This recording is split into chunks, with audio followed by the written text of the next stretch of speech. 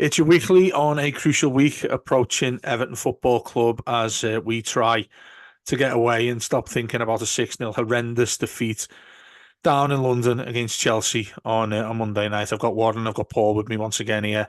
We're going to try and make some sense of what happened on Monday and let's discuss whether these players and the managers can get that out of their mind before we play a crucial, and I mean crucial, 6-pointer against Nottingham Forest on Sunday. I'll come to you first, Warren, because you were down there watching this, weren't you? And I Yeah. may feel free because this isn't live, so I can delete it if you need me to. But you got off at half time, and I think, to be fair, mate, I think people left that game even earlier than you. Do you know what? There'll be people listening to this and they be quite rightly allowed to criticize me for leaving so early, and I happily accept that criticism because, by definition, as a supporter, you should stick with your team through thick and thin, and that's absolutely right that you should do that. And it probably was wrong of me to leave at half time. I think the thing that was going through my head, particularly when the second and third goal went in, was that there's countless times down the years where I've seen Everton go behind. Countless times, more often than not. Unfortunately, I've seen Everton go behind or go two behind or go three behind. And the thing that was running through my head was, we touched on it, didn't we, Dave, the other week, that our generation of fans at our age group, the mid-30s, late 30s, we haven't seen a lot. We've seen mediocrity at best in our lifetime as Everton fans, bar the odd good season. And I'm getting to that point where you used to have hope as an Evertonian, and you don't even have that anymore. And it's becoming that way. And this season for me is the writing was on the wall as soon as the first goal went in, because I knew we weren't going to score, and that's the thing, is that even in the Moyes years, with all the poor record at the bigger teams, shall we say, away from home, you'd always thought we might have a chance where we can nick a goal, or we might have a chance where we can snatch a draw. As soon as that goal went in, I thought I just knew we weren't going to Yeah. score, and I felt like that for a while this season in particular. Beto misses that glorious chance, and I've wanted to give that lad time, I really have, and I've thought maybe it's a rough diamond and it'll come good. For all the endeavour he has, and I've got a lot of time for that. This is a Premier League club we're talking about, and to allow another signing of that magnitude, I know we haven't paid much for him yet, but we could potentially pay a lot of money for him. To allow another signing like that get authorised and get sanctioned is just Yeah. another mark in the decline of Everton Football Club. And I hate to sound so defeatist and so negative, and you know me, Dave. I try to be as positive as possible where Annoyingly possible. so, yeah. Yeah, I try. I heard you say to Pete on the post match. He said, and you and and myself and Pete were annoyingly positive, or we try to look for the positives, even when things are at the lowest. We try to look for things. And Someone has to, mate. Eh? Yeah. yeah, and I've referenced the fact that this club's close to breaking me, and I don't want to be broken. I want to be there on Sunday, because Pete said it brilliantly on post match. He said, the only thing that this club, as it stands at the minute, has left is the fans, and without us, it's game over. And he's totally right.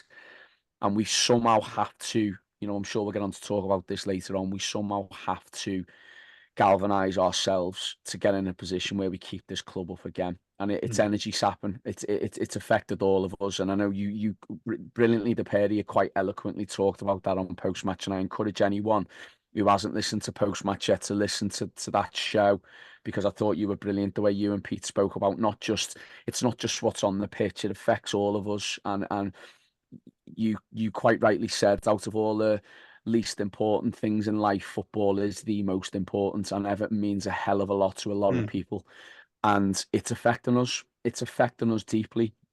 So I think when that second and third went in, I got to a point where the last 3 years just got to me, and I just thought, this is now my 31st year supporting Everton.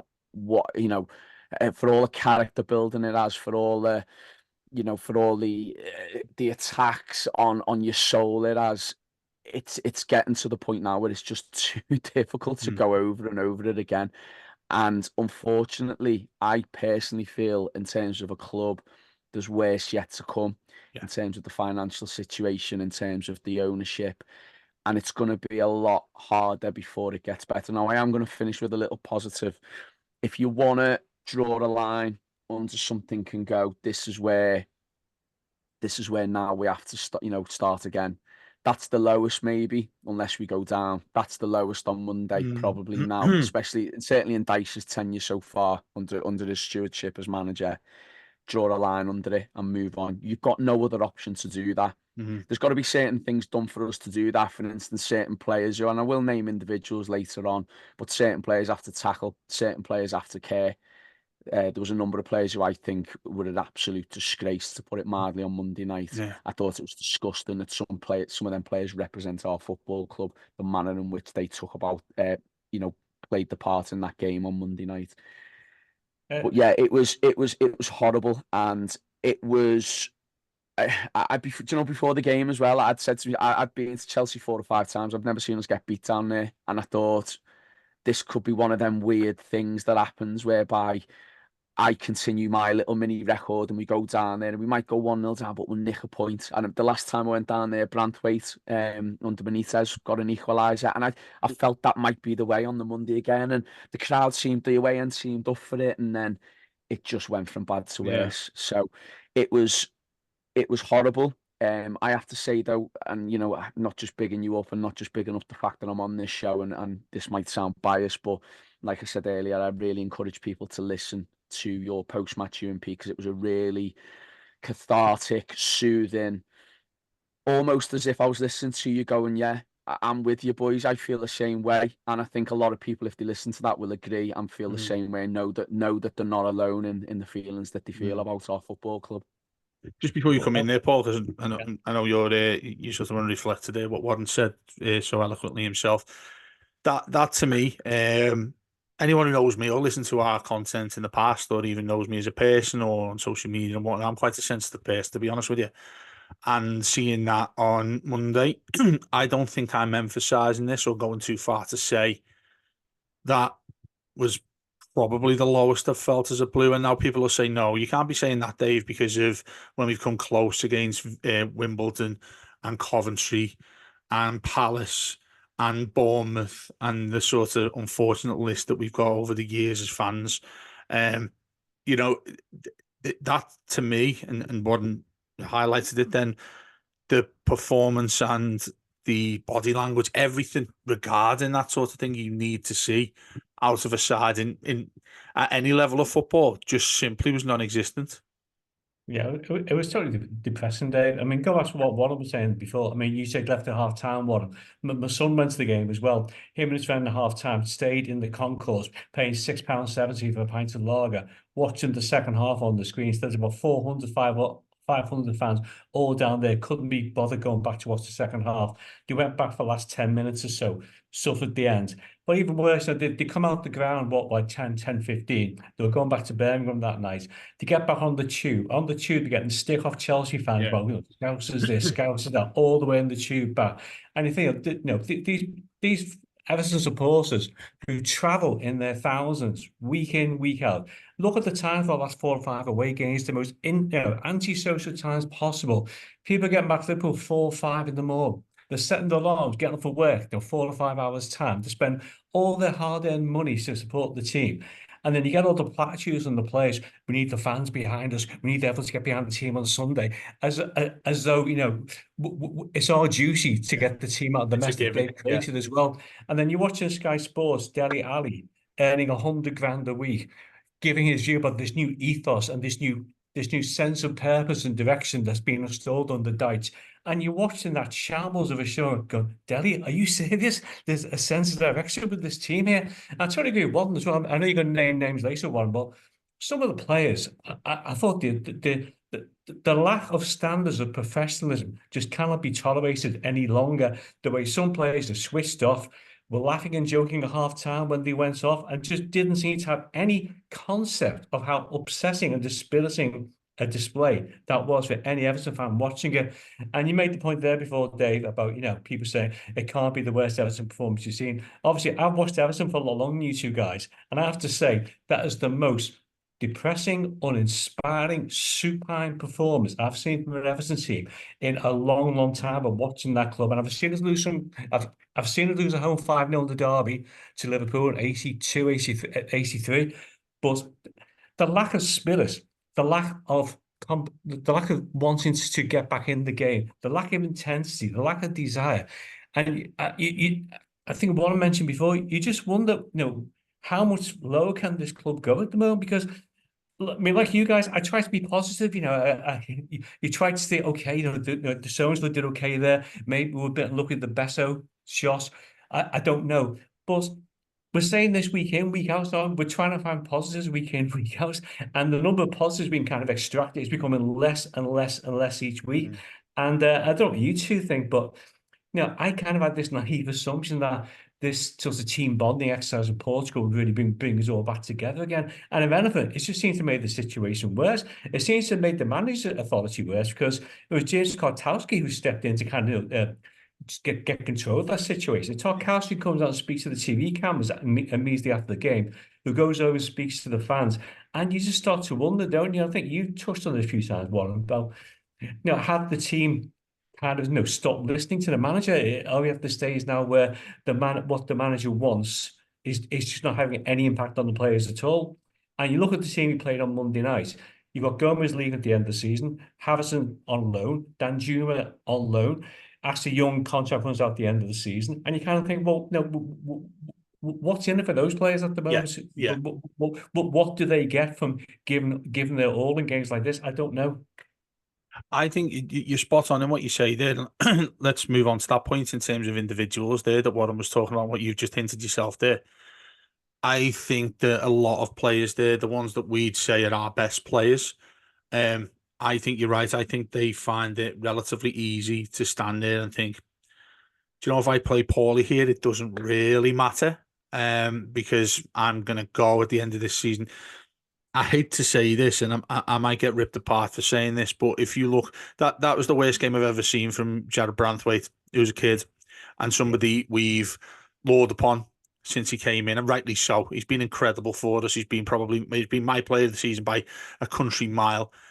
He had a stinker against Chelsea. Now, it's easy for us, and it's easy for people who are listening to us to say, well, you surely need to treat each player by the same distinction. If you're saying somebody played poorly next to him and we've lost 6 goals, he's the centre half next to him, Tarkowski, who was also part of the defence who's conceded 6 goals. I take that point to a certain level, but with him, I find him and others. I'm thinking Onana. I'm thinking, like you say, Ashley Cole. I think there are various circumstances each of these players are in, which doesn't have Everton at the top of their list, or even close, perhaps, to the top of their concerns and priorities in their professional careers. Ashley Young being one, he possibly retires at the end of this season. The one who has single out himself is Gomez, because I actually think he's come on and actually does look like he cares, and he's been our best player by a mile in the last couple of games. But you, what I referred to Branthwaite there is, and I think it's forgivable for a player of his age who knows what he is. That lad, he knows the quality he is. Seems like a lovely kid, by the way. Whenever you see him speak, the way in which his body language are, just he's a class act in every regard. Obviously, don't know him personally, but he seems that way to me. Now, he even say to that point, he'd probably be thinking, do you know what? The end of this season, I'm probably going to have an offer, a big offer elsewhere. Now, aside from having to perform and show where I'm potentially going to, how good I am, Everton in itself aren't the priority of what I need to do right now, because I've already proven it. Similarly, you look at, like I said there, Onana, and I'm looking at the likes of anybody else, like James Garner, who's just fallen apart since he joined us when he had a half-decent start. I think the point you've hit there, Paul, is one that has been sort of underlying a lot of the conditions that we've had here in terms of the players we've got here that essentially aren't as passionate. Look, players aren't going to be as passionate as us. Maybe you throw Seamus in there as somebody who's an exception.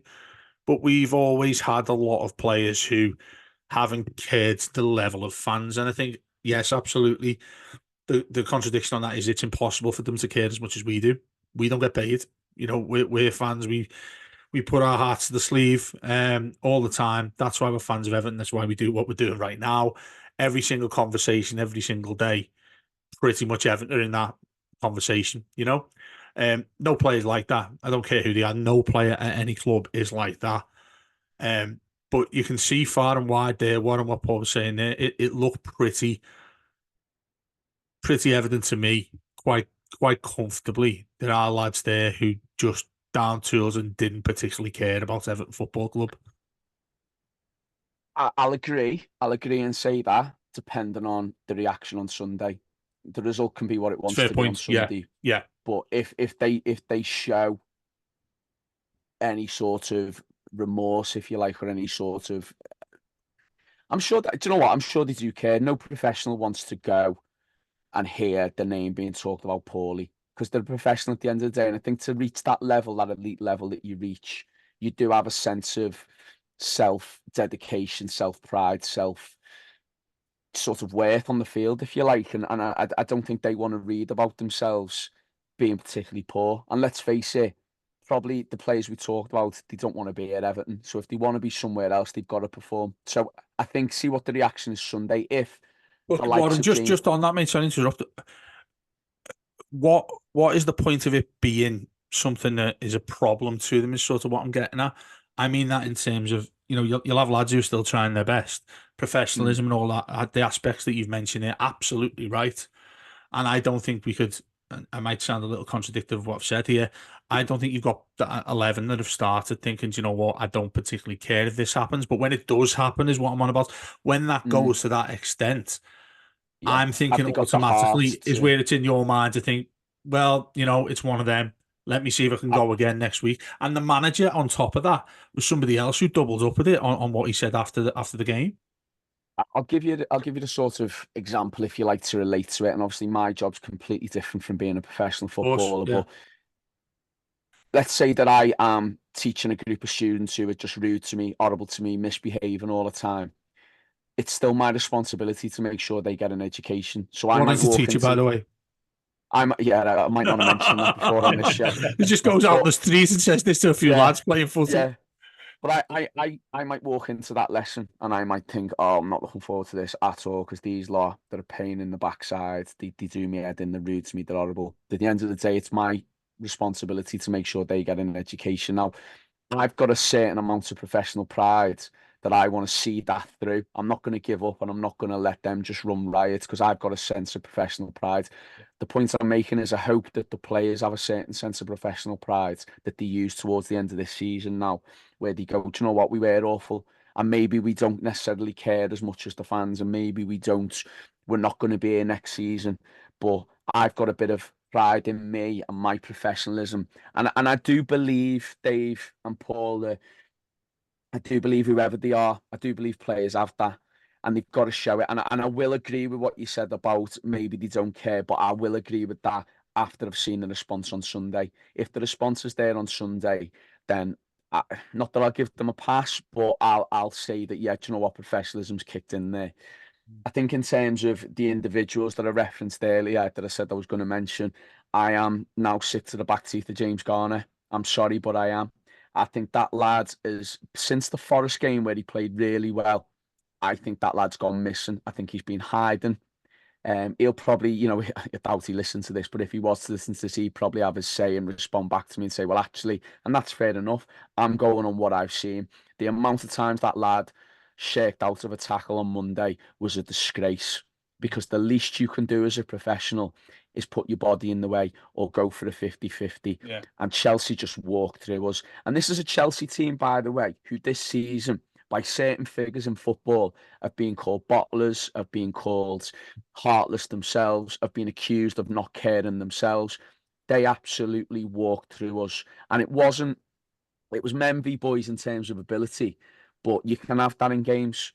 But what I won't accept is men versus boys in terms of putting your foot in and tackling and running. And even if you miss, someone does a bit of skill and he dribbles past you, and Chelsea have got some fantastic players who can do that. But They might do that, but don't give up. Don't turn your back and just let them run past you and give it easy. I always say when I used to play, I'm only 5'7", 5'8", if I'm kind to myself. And when I used to play up front and I'd play against these big horrible centre halves who were 6'1", 6'2". I'm never going to win a header against them. I never did. But one thing I used to always do, I'd jump with them. Because I think I'm not going to let them have an easy header. I'm going to jump with them and just at least make it difficult, at least make it a bit hard. And who knows, I might make it difficult for them enough whereby they don't get a clean header and we win the second ball. And that was what I always used to pride myself on, even though I never knew I'd win a header in the air against them because I was awful in the air when I used to play. Never saw none of that on Monday night. And James Garner epitomised that for me. I thought he was, and this might be strong, and I might get a few sort of tweets calling for my head here, but I thought he was an absolute disgrace, and I think he has been for a while. Ashley Young should not be in that team. I'm sorry, but he has not got the legs anymore. And I know we've got a small squad. I know we've got limited choice, but do you know what, Dave? The whole time at that game, I could have managed Chelsea that night because all we did was get the ball to Mikalenko, give it to Dwight McNeil, try and get a crossing. We didn't look to our right-hand side because in the best will of the world, as much as I love Seamus, we've got a 35-year-old right back and a 38-year-old right winger. We're not going to take people on and get crosses in. And that's our game plan. So everything went down the left, and all Chelsea did was just stick an extra midfielder to cover down that side with the fullback and the winger. And every time we didn't get a cross in or the ball broke, they played it inside to Palmer or to whoever was in the middle, and they broke and they played and they dominated possession, and we had no answer to it. So in terms of individuals, I don't want to see Ashley Young in an Everton shirt again. I'm sorry, but it's getting to Phil Neville levels against Wigan for me, for him. James Garner, if he's going to perform like that, I don't even want him at the club. Now he can respond and he can turn out to have a cracking last 6-7 games, and I'll hold my hands up and go, fair enough, you've reacted and you've responded. But if he continues like that, he doesn't deserve to play for our football club. There's players been worse than him down the years. I always use Dennis Strachan as the example, but that lad ran through a brick wall and ironically scored against Chelsea to win us the game. I'd rather have someone like that, and I know it's a cliche to say this because, but give me that any day over someone who doesn't want to. Paul mentioned, and look, I'm not one of these who's, when a bad result happens, the fans should get refunded. I'm not into all that because football's football. You lose games, you win games, it happens. It's part of the process of being a supporter. No one's perfect. But that's a Monday night, and a lot of fans have travelled and made arrangements and took time out of their schedule, like Paul said later, and for them to turn up, and particularly, like I said, and I might be harsh here and being overcritical on one player, but for James Garner to put in that performance was a slap in the face to them fans who do what they do week in, week out. And you can tell it's breaking to me because I'm being as critical as probably I've ever been on this show, but that's how strongly I feel about it. And it goes back to what you said at the end of the post-match, Dave, because we care so much. That's why we get so frustrated. I don't want James Garner, if he does play on Sunday, to have another rubbish performance to justify my comments on this show tonight. I want him to have a 10 out of 10 performance and win us the game. But the trouble is, we get so frustrated and we get so angry as fans because we as a fan base care so much. And I think that's what really gets to us. And I think that's why I certainly feel the way I do about that performance on Monday night. There's a real irony with that because you've said that word professionalism. I think all three of us have so far, and how you conduct your life, how you conduct your our jobs, everyday lives, and things like that. Professionalism, something that I think everybody has to deliver that in some sort of regard in whatever they do. In football, I would. And look, like you say, I'm not a footballer, far from ever being a professional footballer, but certainly in my working life as a journalist at the BBC, I feel like if I don't try my best all the time, that I certainly won't have my job for a particularly long, a long out time. I don't think it's difficult to be a professional footballer if you're skilled to be so. And that's what really gets me passionately about this. And it's what upset me. You mentioned that conversation me and Pete had after the game there. Two lads who've spoken quite a lot about mental health and things like that. And I said that, for many people, I'm not sure what percentage that would be in terms of how many people have Everton in regards to mental health. but I'm surmising here, and just surmising that a lot of people do. It is their lives. It's I mentioned there, if you're working class, anybody really you have a, just for example, a Monday to Friday 9 till 5 job, your outlet in life, your enjoyable part of your life is Everton Football Club at a weekend, 3 o'clock on a Saturday, seeing your friends, going to the game and watching your club and supporting your club.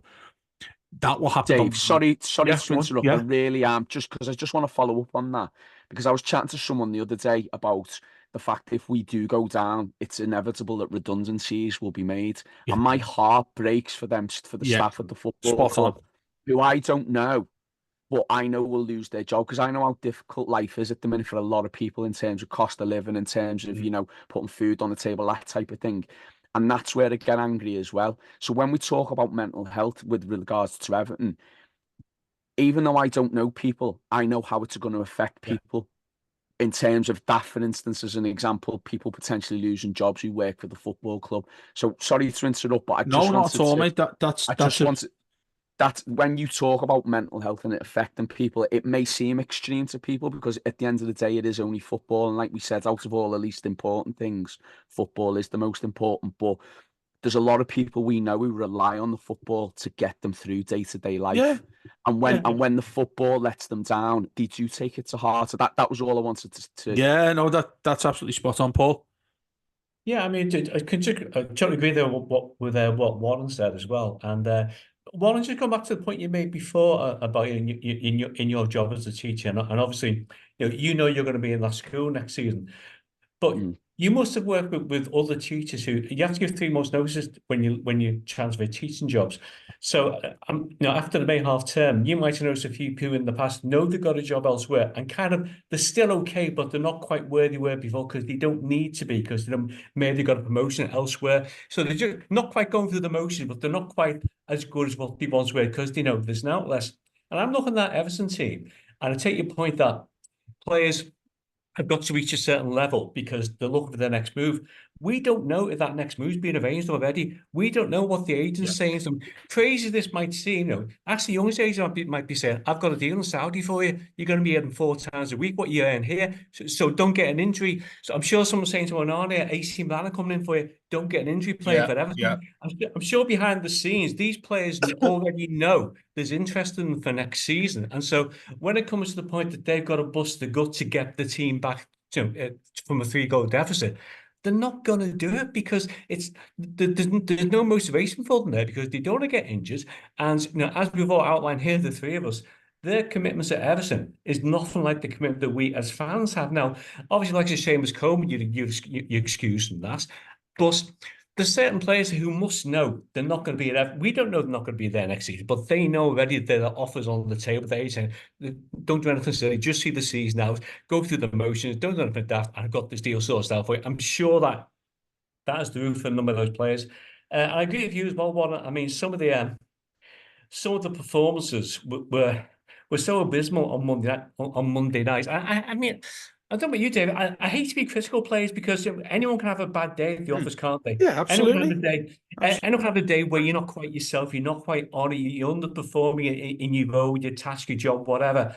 But it's how you respond to that, isn't it? And I agree now, on Sunday, all might be forgiven, but I think it's getting to a stage now where it might be forgiven, but it's not going to be forgotten. I'm not going to forget that 6-0 defeat in a hurry. Obviously, I'll back the team on Sunday because I have to, because nobody wants Everton to go down. We want the team to stay up. I don't care how they win on Sunday, as long as they win. But it's just happened too many times recently where it really frustrates me, this response when players say, "Oh, we need the fans behind us. We don't need any criticism. You've got to back us 100%."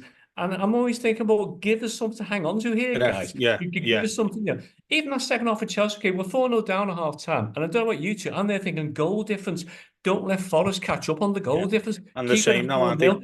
Get a goal, get back to 4-2, keep the gap between us and Forest, because effectively we've lost an additional point there because Forest have now got a better goal difference by virtue of having scored more goals than us.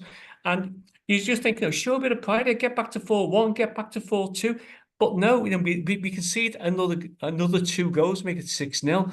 And then I've tried to be very support of the manager, given the hand he's been dealt this season. But you're there watching on the TV. I know you were there for the game itself, Warren.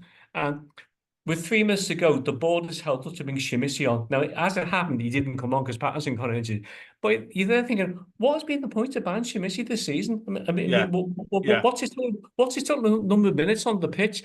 And what does he learn from being on the bench like that? I mean, this guy could be a world beater. I've no idea because I've not seen him in Everton shirt long enough to make an informed judgment about his capabilities or his ability. So I just found that really, really frustrating. And I just thought, I thought it down at half time, but maybe just shut up shop, play behind the ball, keep it at 4-0, try and build on the break. But we just see him resign to the fact that we're going to see a couple more goals here. And it just because in a relegation battle, goal difference can be the factor that keeps you up. And we cannot afford to blow a goal difference of 6 the way that we did on Monday. No, I think that's spot on, mate. Excellent segue in a minute because we'll have a talk about Sean Dyche. Go and get yourself a cup of tea, or like I'm about to here, fill this bottle of water up with a bottle of vodka. Yeah, lads, I'll turn this off and I'll send you the separate links in about 5-10 minutes. Yeah, cheers, Mate. All right, cheers, see you in a minute. See you in a bit. Bye bye.